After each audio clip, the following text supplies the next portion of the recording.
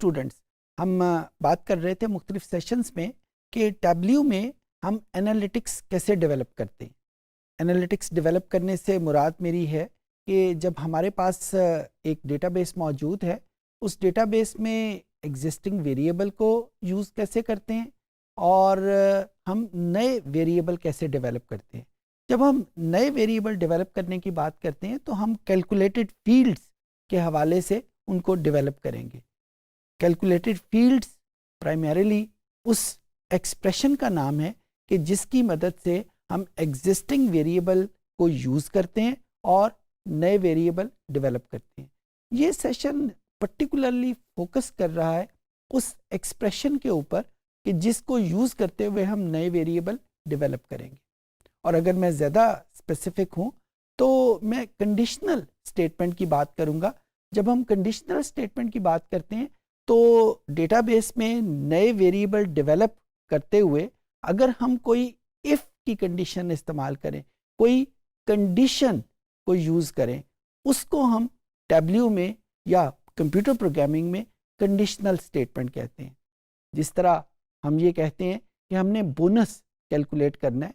आपको सबको पता है कि बोनस सैलरी के ऊपर फ्लैट रेट के ऊपर नहीं दिया जाता, बल्कि जो एम्प्लॉइज़ ज़्यादा बेहतर काम करते हैं उनको ज़्यादा बेहतर बोनस की रेट मिलता है। जो इतने बेहतर परफॉर्म नहीं करते उनके लिए बोनस की शरह डिफरेंट होती है। सिमिलरली जब हम मुख्तलिफ दुकानों पे क्लीनर्स सेल वगैरह करते हैं तो वहाँ पे हमें मुख्तलिफ प्रोडक्ट्स के ऊपर मुख्तलिफ रेट्स के साथ उसकी डिस्काउंट ऑफर होता है। इस कंडीशन को हम टैब्ल्यू में कैसे डेवलप करेंगे? कंप्यूटर की ज़ुबान में हम इफ़ की स्टेटमेंट कहते हैं कि if this is so then what happen.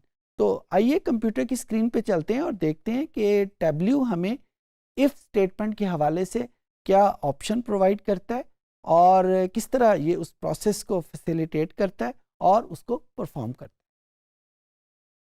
Ji student, ये मेरे पास टैब्ल्यू का इंटरफेस मौजूद है और मैं वही सैम्पल फाइल यूज़ करने जा रहा हूँ जो मैं मुख्तलिफ सेशन में यूज़ करता आ रहा हूँ, सुपर स्टोर का। इसको क्लिक किया और depending on the speed of your computer ये हमारे सामने ऑन हो जाएगी।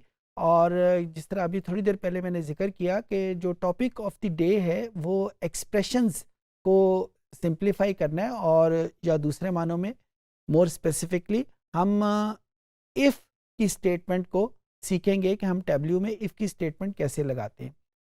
जिस तरह हम पहले सेशन में सीख चुके हैं कि ये टूल टिप हमारे पास मौजूद है। हम कोई नई फील्ड अगर हम डेवलप करना चाहते हैं, जहाँ पे कैलकुलेटेड फील्ड मैं यूज़ करता हूँ, और जो कंडीशन मैंने इस्तेमाल करनी है वो ये है कि मेरे पास इसमें एक फील्ड मौजूद है सेल्स की।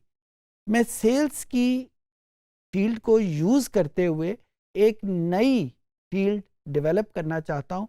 Let's call it status.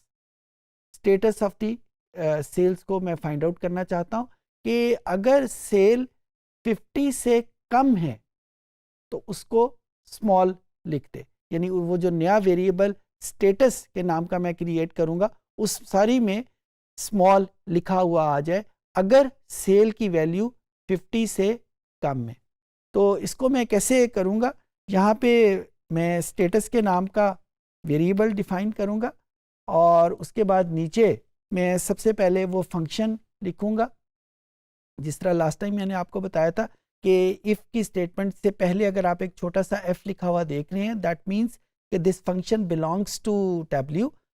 इसके आगे मैं उस वेरिएबल का नाम लिखूँगा जिस वेरिएबल के ऊपर मैंने कंडीशन डिफ़ाइन करनी है। अभी थोड़ी देर पहले आपसे डिस्कस किया कि वो वेरिएबल सेल्स का वेरिएबल है और मैंने कंडीशन क्या लगानी है कि if it is less than 50, ये मैंने लेस दैन 50 लिख दिया। अच्छा, यहाँ पे मैं स्पेसेस यहाँ पे यूज़ कर रहा हूँ। सेल से पहले भी मैंने स्पेस यूज़ की है, सेल के बाद भी स्पेस यूज़ की है। आप अगर ये स्पेस नहीं भी यूज़ करना चाहते तो टैब्ल्यू इसको माइंड नहीं करेगा। यानी आप स्पेस ना भी यूज़ करें तो ये कैलकुलेशन बिल्कुल ठीक हो जाएगी। उसके बाद हम क्या करना चाहते हैं कि अगर सेल लेस दैन 50 है तो दूसरा लफ्ज़ जो यहाँ पे इफ़ की स्टेटमेंट के लिए लाजमी है, पहला वर्ड जो लाजमी है वो इफ़ है, और जो दूसरा वर्ड लाजमी है वो देन का वर्ड है, कि अगर ये कंडीशन सेटिस्फाई होती है तो टैब्ल्यू क्या करे। टैब्ल्यू इस स्टेटस में मैंने आपको कहा था कि वहाँ पे स्मॉल लिखा हुआ आ जाए। मैं ये स्टेटमेंट लिखूंगा और ये स्टेटमेंट तो अब मुकम्मल हो गई, लेकिन टैब्ल्यू अभी भी मुझे एरर की कमांड दे रहा है, तो इसका मतलब है कि ये स्टेटमेंट अभी इसमें कुछ चीज़ें बाकी हैं। स्टेटमेंट अंग्रेज़ी के हिसाब से देखा जाए तो मुकम्मल है, लेकिन टैब्ल्यू के हिसाब से हमें इस स्टेटमेंट के एंड के ऊपर ये एंड का वर्ड लिखना है, ताकि हम टैब्ल्यू को ये कंफर्म कर सकें कि अब इसके बाद इस इफ़ की स्टेटमेंट में हम और कुछ भी लिखने नहीं जा रहे। जब मैं इस स्टेटमेंट को कंप्लीट करता हूँ, या दूसरे मानों में जब मैं टैब्ल्यू में इफ़ की स्टेटमेंट देता हूँ, तो उसमें 3 कंपोनेंट बहुत ज़रूरी हैं। One is the if, second then, और थर्डली एंड। इसको ओके का बटन प्रेस किया, और जब हम इस डेटा सोर्स में जाएंगे और यहाँ पे एक नया वेरिएबल स्टेटस के नाम का हमारे पास आ चुका होगा। हम यहाँ पे देखते हैं स्टेटस के नाम का हमारे पास वेरिएबल किधर होगा। ये बिल्कुल एंड के ऊपर हमारे पास मौजूद है, और इसमें आप देखें कि कुछ वैल्यूज़ के आगे स्मॉल लिखा हुआ है और कुछ वैल्यूज़ के आगे नल लिखा हुआ है। स्मॉल तो जाहिर है उस वैल्यू के आगे लिखा हुआ है कि जहाँ पे वो वैल्यू सेल की वैल्यू 50 से कम है। नल उस वैल्यू के आगे लिखा हुआ है जो 50 से कम नहीं है, क्योंकि उस स्टेटमेंट में मैंने उसको ये नहीं बताया था कि अगर सेल की वैल्यू 50 से ज़्यादा है तो फिर क्या करना है। इसी वजह से उसने यहाँ पे नल का वर्ड लिख दिया। अब मैं इसी स्टेटमेंट को जो थोड़ी देर पहले मैंने लिखी थी उसको मैं रीडिफाइन करता हूँ। ये मेरे पास सेल का वेरिएबल है, यहाँ पे मैं वही वेरिएबल दोबारा लिख देता हूँ स्टेटस, बल्कि उस वेरिएबल को थोड़ा सा चेंज कर देते हैं ताकि हम फ़र्क को डिफ़ाइन कर सकें कि दोनों वेरिएबल्स में फ़र्क क्या है। स्टेटस 1 के नाम का मैंने वेरिएबल डिफ़ाइन किया, बिल्कुल उसी तरीके से इफ़ की स्टेटमेंट से ये स्टेटमेंट शुरू की। If sales is less than 50, then इसको वो स्मॉल लिखते, और यहाँ पे जो अगली स्टेटमेंट मैंने लिखनी है कि अगर वो 50 से कम नहीं है तो फिर क्या करें। उसके लिए मैं यहाँ पे प्रॉम्प्ट करूँगा एल्स को। तो एल्स बेसिकली टैब्ल्यू को बताएगा कि अगर ये स्टेटमेंट, कौन सी स्टेटमेंट, ये सेल्स इज लेस देन 50, अगर ये सेटिस्फाई नहीं होती तो फिर टैब्ल्यू क्या करेगा। टैब्ल्यू यहाँ पे उसको लेट्स से यहाँ पे बिग लिख दे, और ये स्टेटमेंट हमने कंप्लीट कर ली, लेकिन टैब्ल्यू अभी भी एरर की कमांड दे रहा है। इसका मतलब है कि यहाँ पे कुछ चीज़ मिसिंग है। जी बिल्कुल, आप ठीक समझे। यहाँ पे जो चीज़ मिसिंग है वो एंड की स्टेटमेंट है, जो कि लाजमी है, जो टैब्ल्यू को बताती है कि यहाँ पे इसके बाद इफ़ की स्टेटमेंट में कुछ और चीज़ लिखी हुई नहीं आएगी। इसको जब हम एग्जीक्यूट करते हैं तो यहाँ पे देखें, ये मेरे पास एक स्टेटस 1 के नाम का वेरिएबल आ जाएगा, और यहाँ पे मेरे पास बिग भी लिखा हुआ आ गया है और स्मॉल भी लिखा हुआ आ गया, जैसा कि मैंने इसको इंस्ट्रक्ट किया था कि यहाँ पे स्मॉल लिखा आ जाए और वहाँ पे बिग लिखा हुआ आ जाए। अच्छा, इसी स्टेटमेंट को ज़रा मज़ीद एक्सप्लोर करते हैं, हम इसको मज़ीद बड़ा करते हैं। मैं आपके सामने एक स्टेटमेंट लिखता हूँ और फिर हम देखते हैं कि हम इसको, उसका मतलब क्या होगा। ये स्टेटस के नाम का मैंने वेरिएबल स्टेटस 2 इसको कह लेता हूँ। इसके नाम का वेरिएबल मैंने डिफाइन किया, और if sales is less than 50 else if, पहले मैं ये स्टेटमेंट लिख लूँ फिर मैं आपको इसका मतलब बताता हूँ कि इसका मतलब क्या है। Sales is less than 100, statement यहाँ पे लिख देते हैं, then small, else if sales less than 100, then medium, else यहाँ पे इसके आगे बिग लिख देते हैं, और एंड के ऊपर इसको स्टेटमेंट को कंप्लीट कर देते हैं। अच्छा, अब यहाँ पे बेसिकली मैं टैब्ल्यू में मैंने उसको जो स्टेटमेंट प्रोवाइड की है वो बजाय सिर्फ 2 लेवल्स क्रिएट करने के, मैं यहाँ पे 3 लेवल क्रिएट कर रहा हूँ और वो पहला लेवल क्रिएट हो रहा है 50 के ऊपर, दूसरा लेवल क्रिएट हो रहा है 100 के ऊपर। अगर वो 50 से कम है तो उसको वो स्मॉल कह रहा है, अगर वो 100 से कम है तो वहाँ पे मीडियम आ रहा है, और अगर वो इन दोनों लेवल से ऊपर है तो फिर उसके लिए वर्ड बिग क्रिएट हो, और एज यूजुअल उसके आखिर में हमने एंड का वर्ड लिख दिया।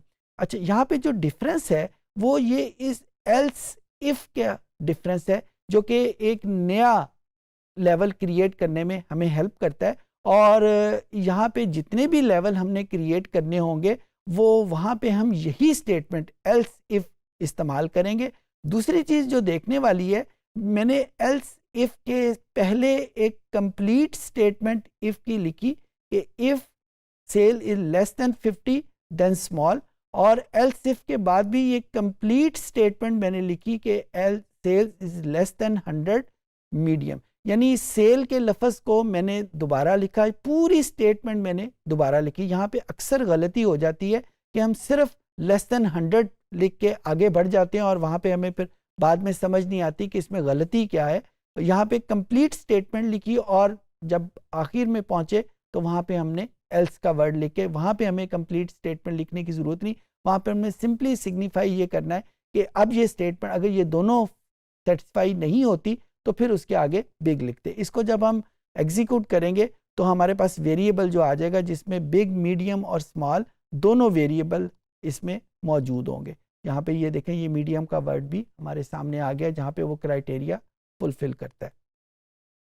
इसी स्टेटमेंट को ज़रा मज़ीद आगे बढ़ाते हैं। यहाँ पे सेल्स का वेरिएबल है और यहाँ पे मैंने क्रिएट फील्ड किया, और यहाँ पे स्टेटस का ही एक और वेरिएबल स्टेटस 4 कह देते हैं, और सेल्स के ऊपर हम ये डिफाइन करते हैं। पहले मैं स्टेटमेंट लिख लेता हूँ और फिर मैं आपको उसका मतलब बताऊंगा कि यहाँ पे इसका मतलब क्या बनता है।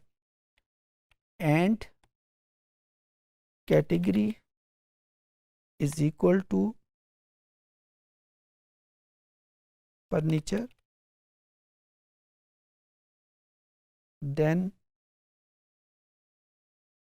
बिग, और इसको मैंने यहाँ पे एंड का वर्ड प्रेस करके इसको ख़त्म कर दिया। अब ये स्टेटमेंट उम्मीद है कि आपको समझ आ गई होगी कि यहाँ पे मैंने उसी इफ स्टेटमेंट को मज़ीद क्वालिफाई कर दिया है कि मैंने दो फील्ड को इकट्ठा इफ़ की स्टेटमेंट में यूज़ किया है। पहले स्टेटमेंट जो है वो सेल्स के ऊपर अप्लाई हो रही है और जो दूसरी स्टेटमेंट है वो फर्नीचर के ऊपर अप्लाई हो रही है, और उनके दरमियान में मैंने ऑपरेटर जो यूज़ किया है वो एंड का ऑपरेटर है। यानी जब भी ये दोनों कंडीशन फुलफिल होंगी उस वक़्त यहाँ पे बिग लिखा हुआ आ जाएगा। सो ये वो कंडीशन है जहाँ पे हम एक से ज़्यादा कंडीशंस को एक ही स्टेटमेंट में फुलफिल कर सकते हैं। अच्छा, यहाँ पे एंड की बजाय हम और भी लिख सकते हैं, क्योंकि ये डिपेंड करता है हमारी रिक्वायरमेंट के ऊपर कि हमें क्या एंड रिक्वायर है या और रिक्वायर है, उसी के हिसाब से हम इसको चेंज कर लेंगे। इस सेशन में हमने देखा कि कंडीशनल स्टेटमेंट हम कैसे यूज़ करेंगे, कंडीशनल स्टेटमेंट को यूज़ करते हुए एक्सप्रेशंस को कैसे डेवलप करेंगे, कंडीशनल स्टेटमेंट की जो 2 या 3 फॉर्म्स हैं उनको हम कैसे फॉर्म करेंगे। उम्मीद है चीज़ें आपको समझ आ गई होंगी।